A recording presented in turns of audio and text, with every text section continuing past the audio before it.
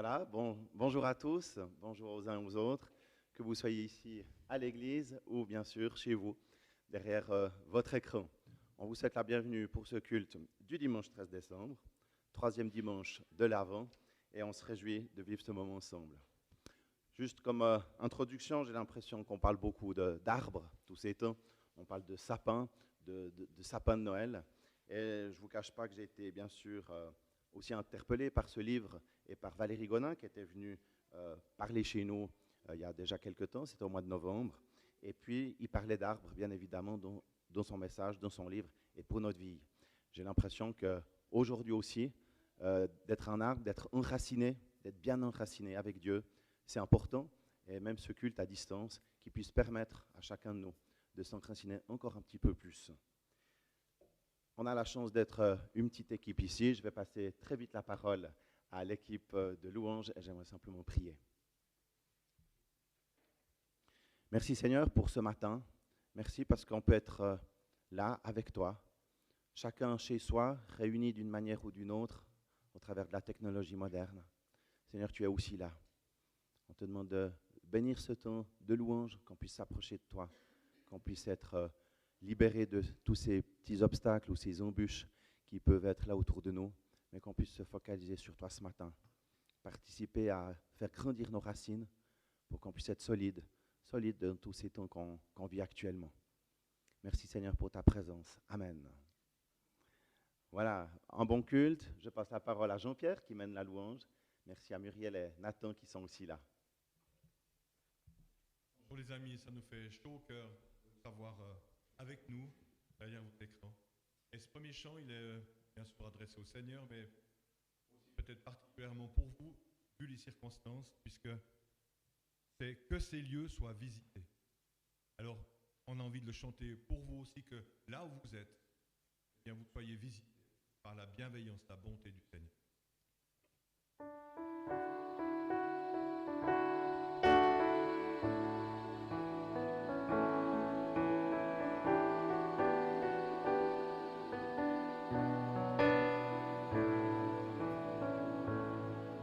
Que ces lieux soient visités par ta sainte présence.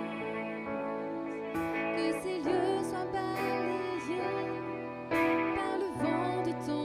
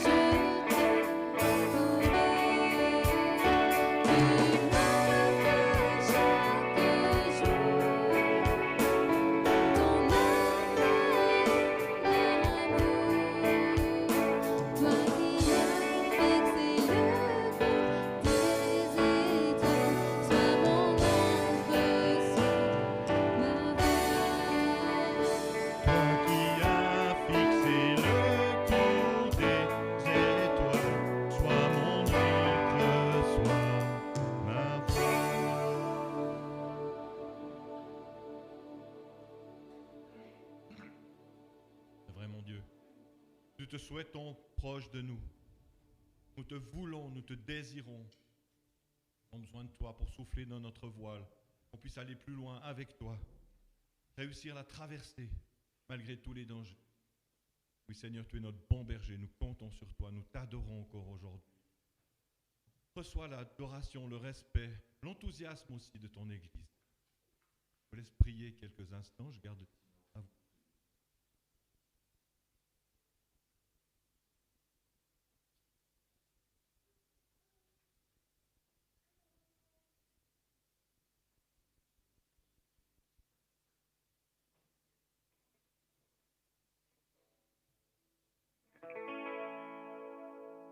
Je veux demeurer dans ta grâce. Je n'ai rien à donner, ni rien à te prouver. Je viens m'humilier devant ta face. Tu me connais si bien, je ne te cache rien. Il n'y a que toi seul. Toi seul, ô mon Jésus, qui ai connu mes craintes et mes frayeurs. Il n'y a que toi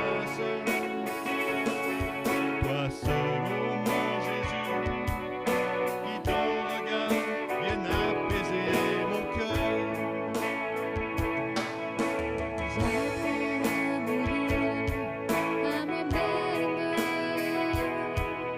Je choisis ton chemin, j'abandonne le mien.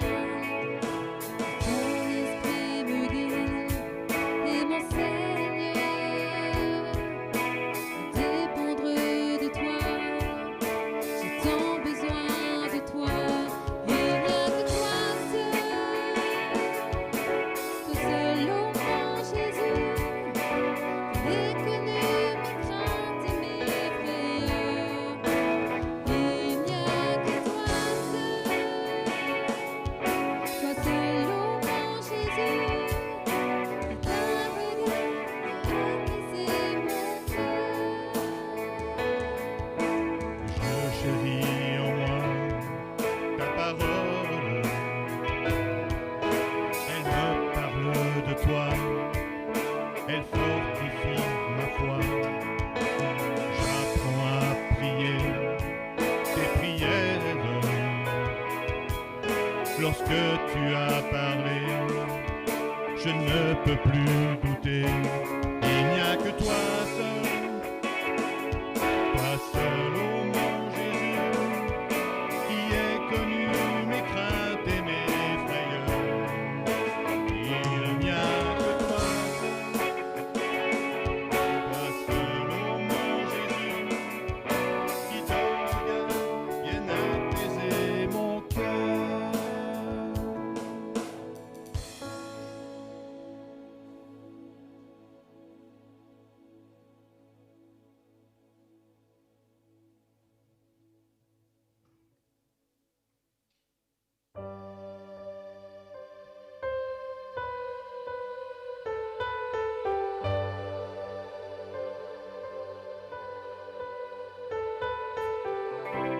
Me voici humblement devant toi,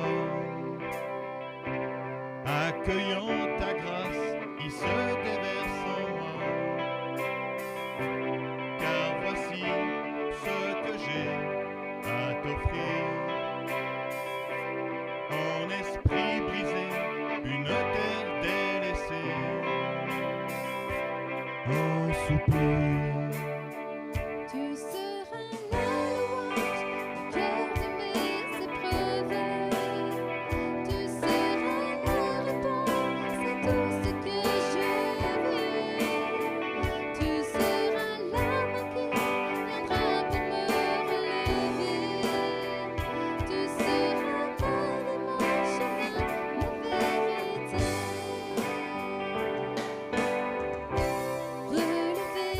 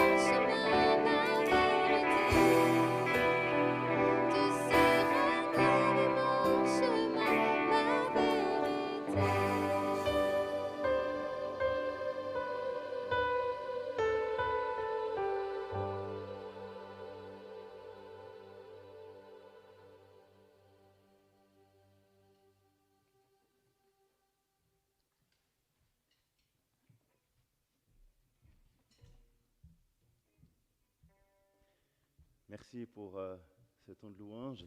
Merci pour ces chants qu'on peut chanter ensemble. J'aime bien ce chant avec l'encre et la voile, où on est appelé de temps en temps à avancer, à mettre les voiles plein tube avec Dieu. De temps en temps, on est appelé à mettre l'encre et à rester là où on est. C'est peut-être cela que je vais vous demander de faire, c'est de bien vous installer avec votre encre et de rester un moment à écouter le message de Jean-Pierre. Tu peux venir jusque-là. Voilà, bonjour les amis. J'aimerais commencer avec un texte bien connu dans l'Évangile selon Luc, au chapitre 4, les versets 1 à 13. Jésus, rempli du Saint-Esprit, revint du Jourdain, et il fut conduit par l'Esprit dans le désert, où il fut tenté par le diable pendant 40 jours. Il ne mangea rien durant ces jours-là, et après qu'ils furent écoulés, il eut faim. Le diable lui dit: « Si tu es fils de Dieu, ordonne à cette pierre qu'elle devienne du pain. » Jésus répondit: « Il est écrit, l'homme ne vivra pas de pain seulement. » Le diable, ayant élevé, lui montra en un instant tous les royaumes de la terre, et lui dit: « Je te donnerai toute cette puissance et la gloire de ces royaumes, car elle m'a été donnée, et je la donne à qui je veux. Si donc tu m'adores, elle sera tout à toi. » Jésus répondit: « Il est écrit, tu adoreras le Seigneur ton Dieu, et tu le serviras lui seul. » Le diable le conduisit encore à Jérusalem, le plaça sur le haut du temple et lui dit: « Si tu es fils de Dieu, jette-toi d'ici en bas, car il est écrit, il donnera des ordres à ses anges à ton sujet, afin qu'ils te gardent. Et ils te porteront sur les mains, de peur que ton pied ne heurte contre une pierre. » Jésus répondit: « Il est dit, tu ne tenteras point le Seigneur ton Dieu. » Après l'avoir tenté de toutes ses manières, le diable s'éloigna de lui jusqu'à un moment favorable. Jusqu'à un moment favorable. Il est terrible, le diable, je ne vous apprends rien, hein, mais qu'est-ce qu'il est persévérant. Tout au long de l'Écriture, Jésus nous dit: soyez persévérants. Pour une fois, je ne sais pas si c'est autorisé, mais pour une fois, prenons le diable en exemple sur sa persévérance. C'est terrible à dire. Qu'est-ce qu'il est persévérant. Il l'a tenté, et puis après il attend un moment favorable. Oh là là, qu'est-ce qu'il est persévérant. Il ne s'avoue jamais vaincu. Quoique vaincu, mais il ne s'avoue pas vaincu. Quel exemple pour nous, malheureusement, hein? Quel exemple pour nous qui baissons si souvent les bras. Hein, quand on se souvient de Moïse sur la montagne, tandis que Josué combat les Amalécites, et puis Aaron et Our qui le soutiennent, l'Église ensemble dans la prière pour porter la bataille et la victoire. Et pourtant, nous sommes si mous quelquefois. Le Seigneur nous a prévenus, comme je l'ai dit dans l'introduction, en maintes et maintes reprises: soyez persévérants, allez, conduisez-vous pas comme des gens qui sont arrivés, allez-y, progressez, persévérez dans la difficulté. On retrouve aussi ça dans les épîtres. On va prendre l'épître aux Hébreux, au chapitre 6, pour commencer.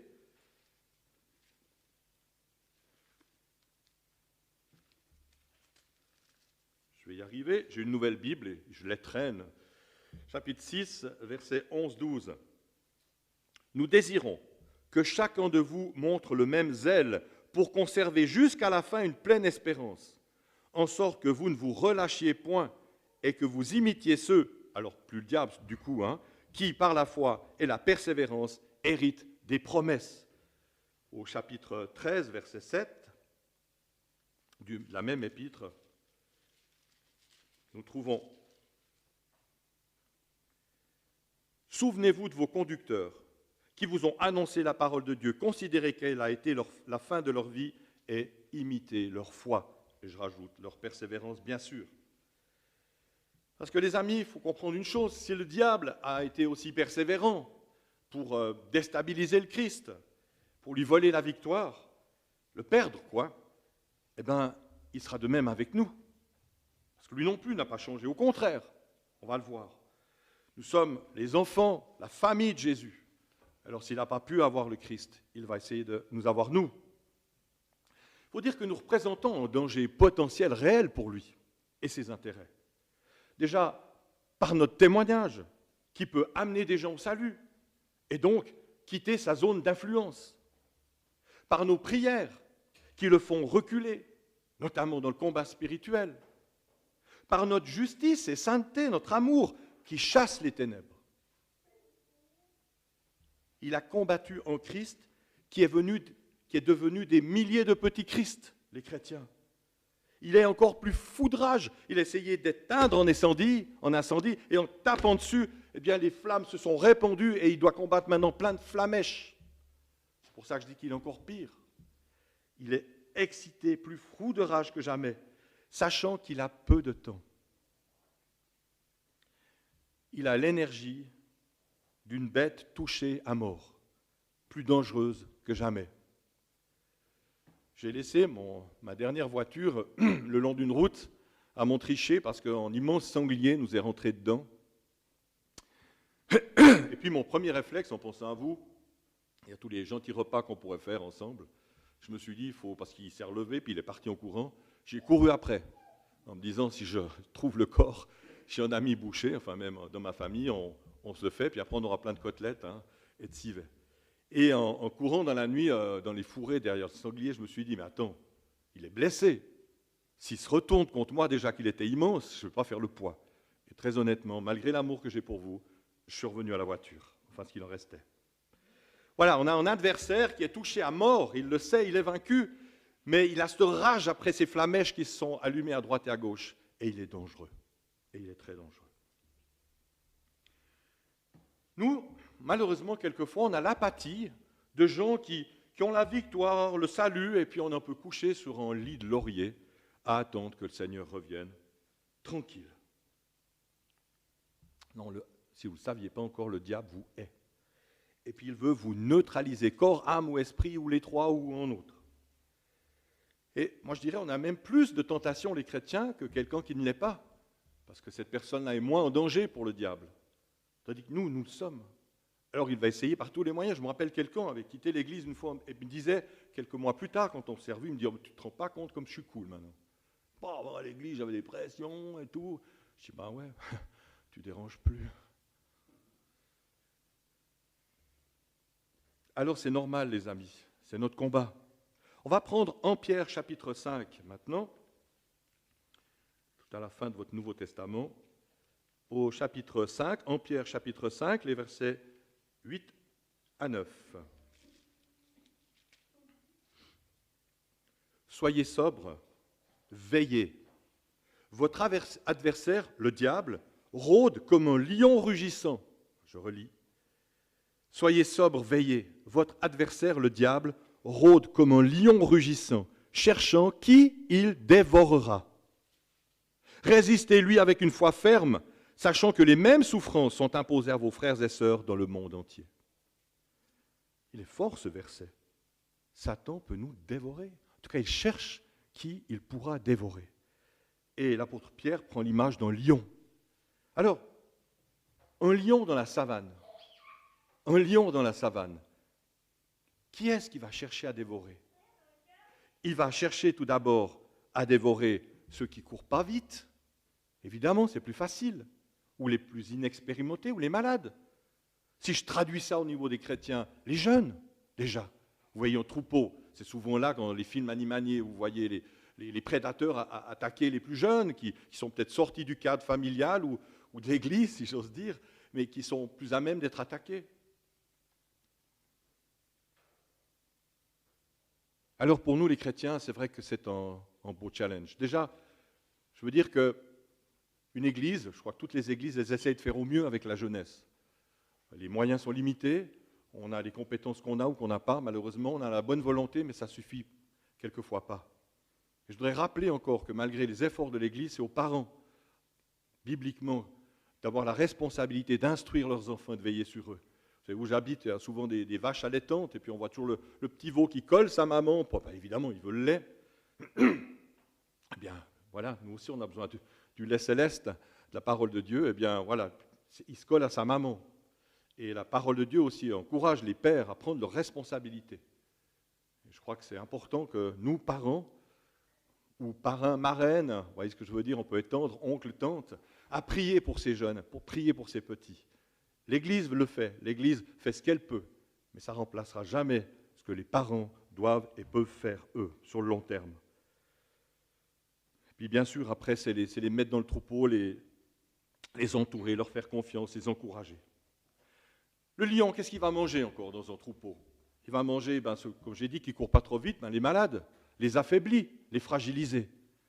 Et là aussi, je crois qu'en tant que frères et sœurs, en tant qu'Église, on a la responsabilité d'accompagner les gens dans des relations d'aide, des protections avec des prières d'autorité, des aides pratiques de toutes sortes qu'on peut donner à ces personnes pour qu'ils se sentent entourés et protégés par l'Église et qu'il n'y ait pas d'amertume qui serait un terrain favorable pour le lion.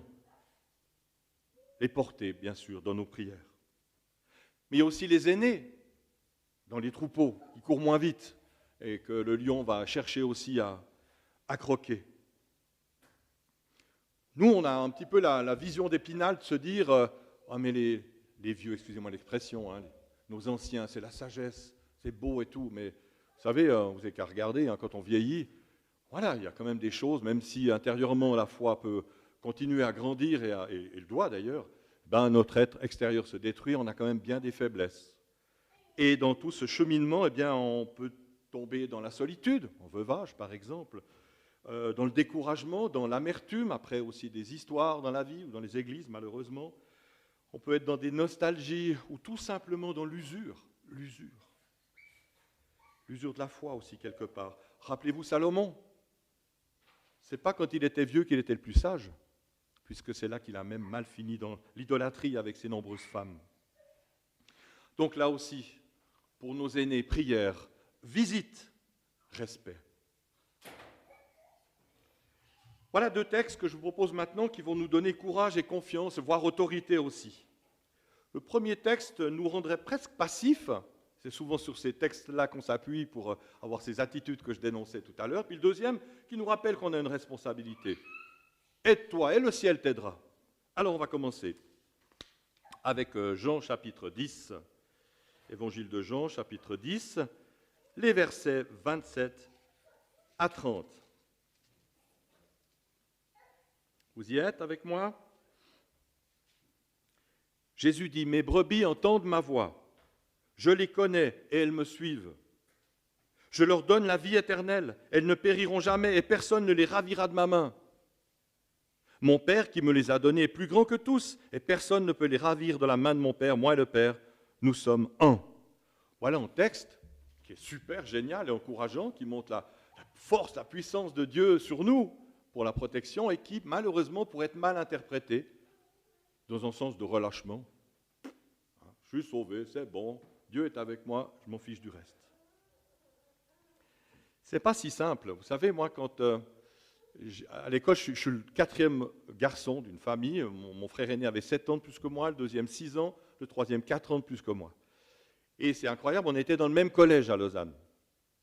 Alors, je faisais un peu le fou, bien des fois, je provoquais peut-être des camarades d'une manière ou d'une autre. Et puis quand on voulait me régler mon compte, j'appelais mes frangins. Marino, Blaise, Denis, au secours! Et puis mes frangins qui étaient balèzes et plus grands, ils arrivaient, puis ils me sauvaient et tout ça. Voyez à quoi je veux en venir. La Bible dit, celui qui est avec vous est plus fort que celui qui est contre nous. Mais il fallait qu'ils m'entendent les appeler. Vous voyez ce que je veux dire? Et Jésus dit, si elles entendent ma voix. Et ce verset, il a l'air de nous rendre passifs, mais pas du tout.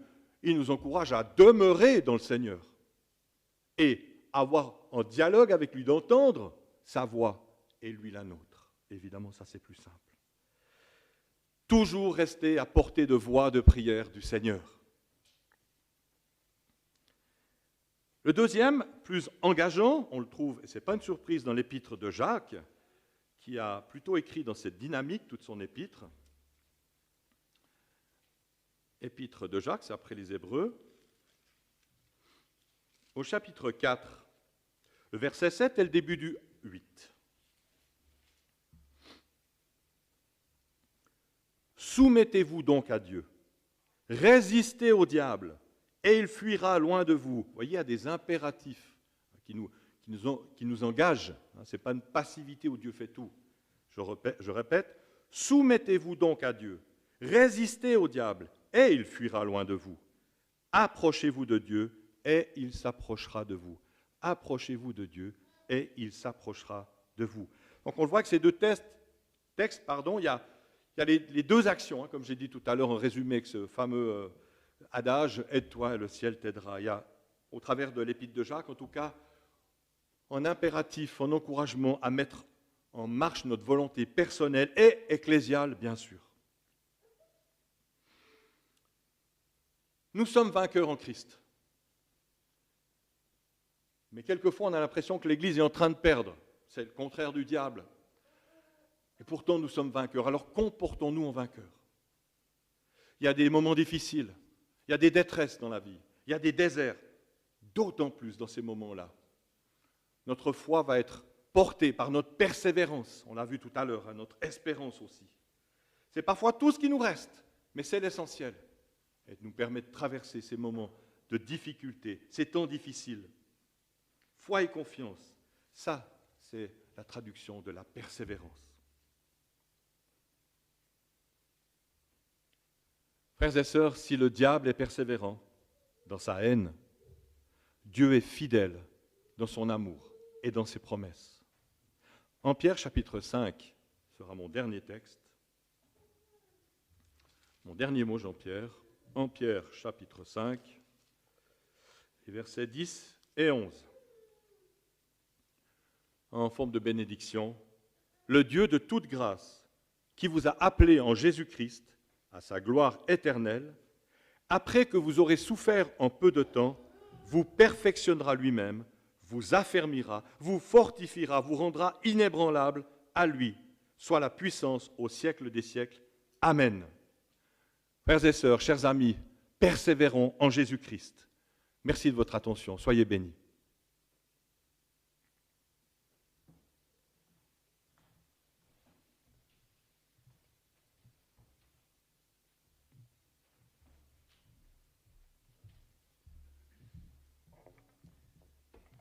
Merci pour ce message sur la persévérance. Visiblement, Dieu nous dit « persévère », sachant qu'il ne l'est pas.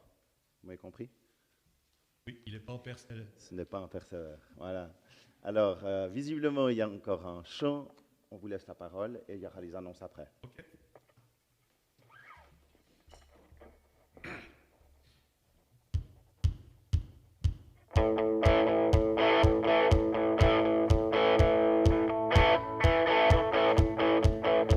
Offrons au Seigneur reconnaissance, son amour dure à jamais, car il est bon, il est au-dessus de tout, son amour dure à jamais. Chantons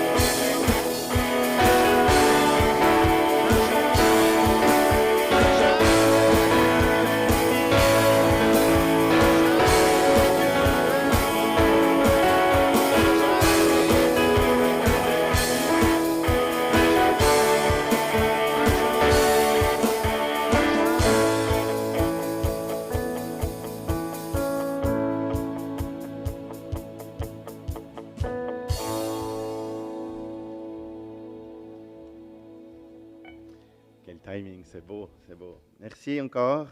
Nous avons bien sûr quelques annonces pour cette fin de culte. Si on va un petit peu dans l'ordre de la semaine, sachez que lundi, il y a toujours la prière ici à l'église à 19 h avec Oriane et une petite équipe. Nous avons le conseil qui se voit aussi lundi soir. Ils prendront aussi quelques décisions par rapport à la suite et par rapport aux différents cultes, notamment le culte de Noël, voir comment les choses se passent. Donc, un mail ou des mails suivront dans le courant de la semaine. Mardi soir, le groupe Études bibliques avec Vincent Hirschi, visiblement donc par Zoom. Pour plus de détails ou pour avoir les liens qu'il faut, vous adressez à Anne Parkinson. Jeudi, également l'étude de groupe de maison du groupe de Lignerolles et des environs. On le fait de nouveau par Zoom, une partie chez la famille Estopé à l'Abergement, peut-être chez les Conos. Bref, il y aura aussi un mail et les liens qui vont être envoyés cette semaine. Voilà, dans la suite, sachez qu'avec Quartier Libre, on a aussi vécu tout un temps de pause depuis cet été.